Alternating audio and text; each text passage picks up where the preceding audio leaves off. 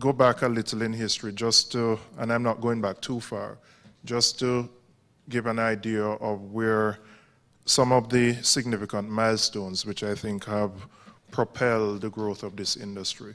I think the most major development was in the year 2000 when the government decided to liberalize our telecommunications sector. And I know for many persons, to the average consumer, it meant introducing competition, particularly in mobile services, which heralded the growth of Digicel as a company and other competitors as well. But it went far beyond that. It signaled competition for the incumbent at the time, Cable and Wireless. And what it did, it drove down rates significantly, introduced new products and services, and critically enabled the development of other industries. In particular, in the early 2000s, because rates came down for data services so significantly, we were now able as a country to attract investment in some of the offshore ICT services. In particular, our back office operations, our contact centers, and other BPO-related activities. And so since the early 2000s, there has been a growth in that sector to the point where we now have approximately 13,000 Jamaicans employed in that sector, and where we have major global companies who have decided to invest here in Jamaica. Companies that in their sector are considered brand leaders. So for example, and the name may not mean anything to you if you're not familiar with the industry, but Converges, who has decided to invest in Jamaica and to build a 1,000-seat center here, is in the top 5 in outsourcing companies globally. And we have a number of other companies who have made decisions to invest here in Jamaica. And so the liberalization fueled that growth, which is critical because it provided employment for many Jamaicans. And because we have both a competitive and comparative advantage in that area, it's an area which we continue and will exploit more, particularly as an administration committed to providing employment solutions for many of our young persons. And I give you another example, because it's not a sector that many persons are aware of. Lord, and why did I draw a blank here? What's the company that makes the cards again? Vistaprint. Vistaprint, you can go online and you can design your own card and you can make it. Vistaprint, who decided to establish an operation here in Jamaica 10 years ago, is now locating their entire global headquarters, service headquarters here in Jamaica, in Montego Bay. Their entire global headquarters. Many of the calls that are made to Amazon for customer service are actually handled here in Jamaica by a company that does work on their behalf. So we have seen a lot of growth in that area, and we're going to continue to pursue growth. And I'll just say a little bit about how that sector has evolved.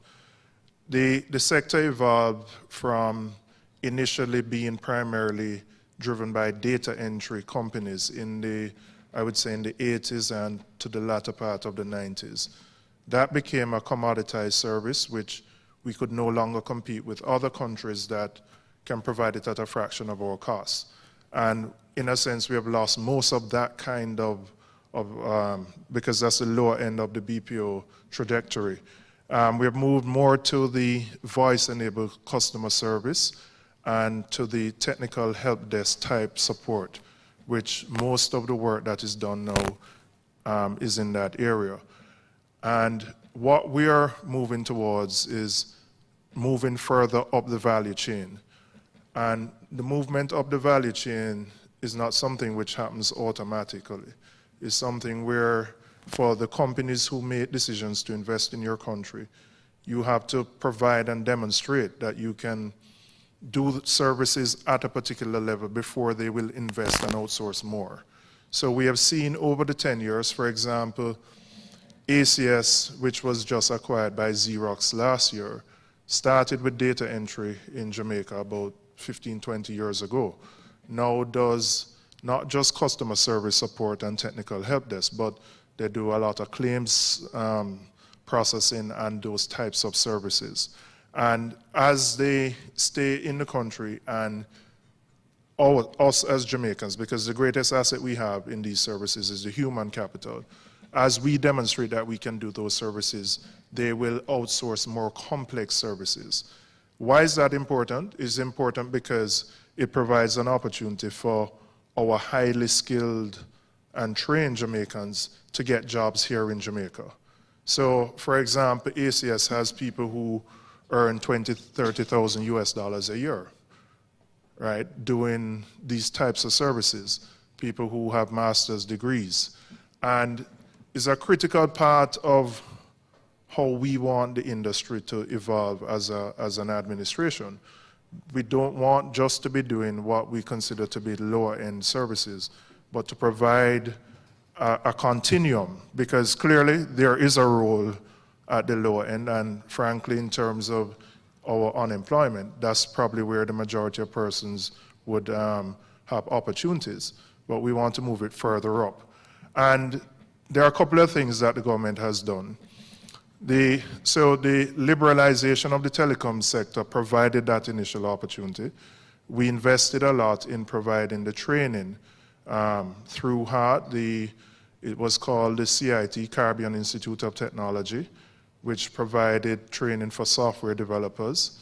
They have also teamed up with Cisco to provide training for network engineers. So you have to have the human capital, because if you want to attract investment in this area, if somebody comes to your country and they ask you, where are the persons who can staff my operation? So there has been a development on the human resource side. There's been a development in terms of providing the physical infrastructure to allow the companies to be here. And then there's also been a development in terms of having the enabling environment in terms of policy to facilitate the companies being here.